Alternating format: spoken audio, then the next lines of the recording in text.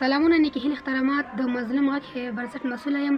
زموږ هڅه او کوښښ دا ده چې د غریبو او بېوزله خلکو غږ تر بډایه شتمنو خلکو ورسوو، تر څو په شونډې مسکا راولو او د انسانیت حق ادا کړو. انسانیت د انسان لپاره تر ټولو مهمه، غوره او اساسي کار دی.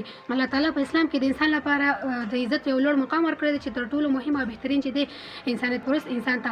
همدغه انسانیت دی چې موږ او تاسې الله تعالی د ستونزو او کړاوونو څخه ژغوري او په ژوند مو رڼا وربخي. انسانیت همدا دی چې د یو غریب د فقر او غربت غږ واورو، شفقت پرې وکړو او په صله رحمۍ پرې لاس تیر کړو. نن یو ځل بیا بېسوده ولسوالۍ ته یو داسې کورنۍ ته راغلی یم چې ډېر د فقر او غربت سره مخ ده. له ما سره پاتې شئ او د دې مورکۍ احساسات واورئ.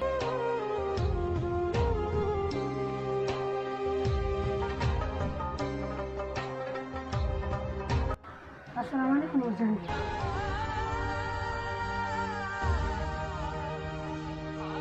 مننه مورجانې، شکر داسې خپله خاص دی. شکر ته ښایي. مننه مورجانې. مورجانې ستاسو د کورنۍ موږ ته پته چا راکړې وه او موږ راغلي تر څو ستاسو غږ تر هغه ورونو ورسوو چې اوس مهال ستاسو ویډیو ګوري.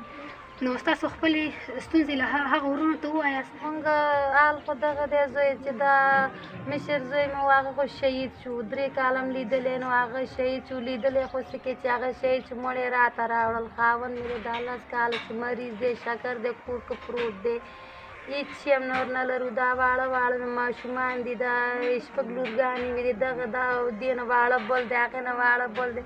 چې سهار شو بوجې ورته ورکوم، بازار ته یې لېږم، دا پالیستو ته کاغذو ته وچ ډوډۍ د نانبایي نه راوړو. مونږ هغه خورو چې وکړو، نور زمونږ ګټلو والا څوک نشته. خاوند مې مریض دی، شکر کور کې پروت دی.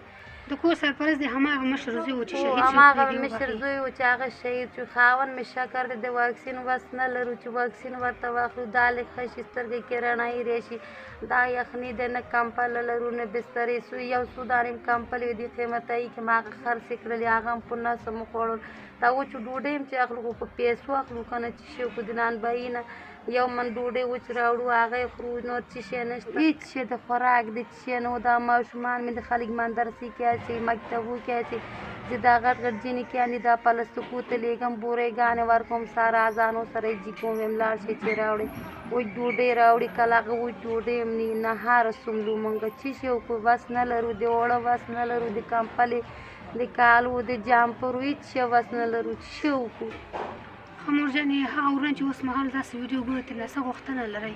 مونږ دا غوښتنه لرو چې مونږ سره پیسې کوم وکړو کي، مونږ سره کمپلې کوم وکړو کي، دا اوړه غوړي چې څه کور کې لګېږي. تاسو کور کې څه شی لګېږي، هماغسې مونږ ته هم لګېږي. کنه چې مونږ ته هم دا خلک کوم وکړو نو وکړي. کنه چې زوی مې شهید شو،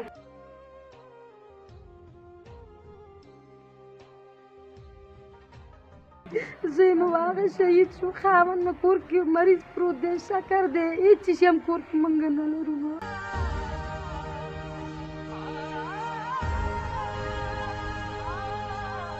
واړه واړه مې ماشومان دي، ماښام راشي نه د ډوډۍ، کله وږي سملوم، کله ورځې وږي وو، مونږ تېروو، نه وړه لرو نه غواړي، هېڅ شي هم د خوراک د الله نوم شته، بس شی نه دی. بېشکه چې الله نوم شته. بس مورجانې، تاسو دعاګانې کوئ، هغه ورونه ستاسې لاسنیوی کوي. اوس مه ژاړه مورجانې، مه ژاړه. بیبي جانې، تاسو څه غواړئ هغه ورونه څخه چې اوس مهال تاسې ویډیو ګوري؟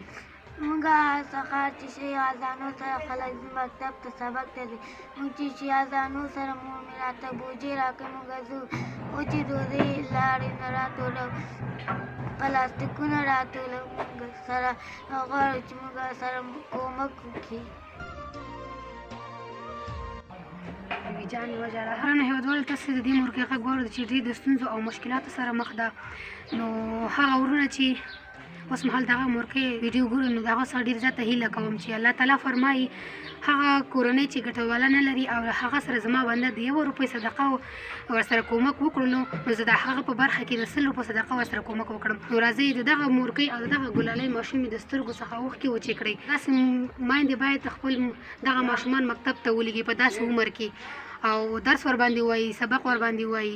نو دغه مورکۍ چې سهار شي نو خپل دغه ماشومان لېږي چې خشاک راټول کړي او پلاستیکونه راټول کړي. نو ګرانو هېوادوالو، تاسو ډېر زیاته هیله کوم چې دغسې کورنۍ لاسنیوی وکړئ. که څوک غواړي چې خپلې مرستې مو په شفاف ډول تر اړمنو کورنیو ورسول شي، نو خپلې مرستې مو مظلوم غږ خیر بنسټ ته وسپارئ.